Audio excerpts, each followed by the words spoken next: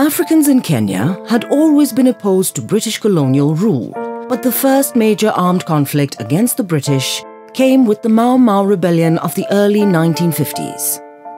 The uprising involved mainly peasants from the central Kenya area of the country, inhabited by the Kikuyu and neighboring Meru, Embu and Kirinyaga communities. On October 20th, 1952, the British colonial governor, Sir Evelyn Baring, declared a state of emergency throughout the colony in an attempt to control the Mau Mau rebellion.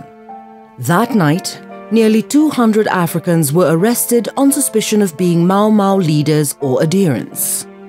Among them were Jomo Kenyatta and 5 other Cow leaders, Bildad Kagea, Paul Ngei, Achieng Oneko, Fred Kubai, and Kungu Karumba.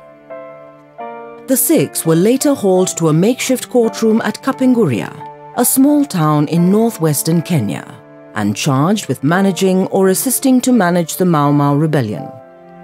On April 8, 1954, the British magistrate hearing the case found all 6 guilty and sentenced them to 7 years imprisonment. And the colonial government banned all African political activity.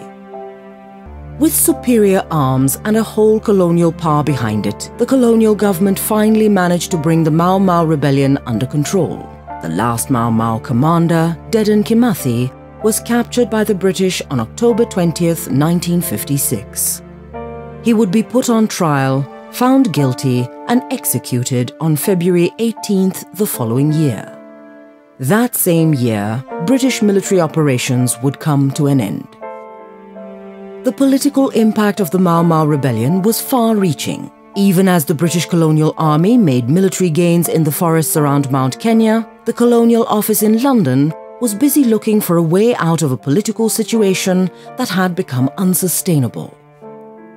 London's strategy was to gradually increase African participation in the colony's Legislative Assembly, or LegCo, through a series of constitutional changes. The ultimate goal was to achieve parity between Africans and other communities, the Europeans and Asians, in most political, economic and social activities in the country.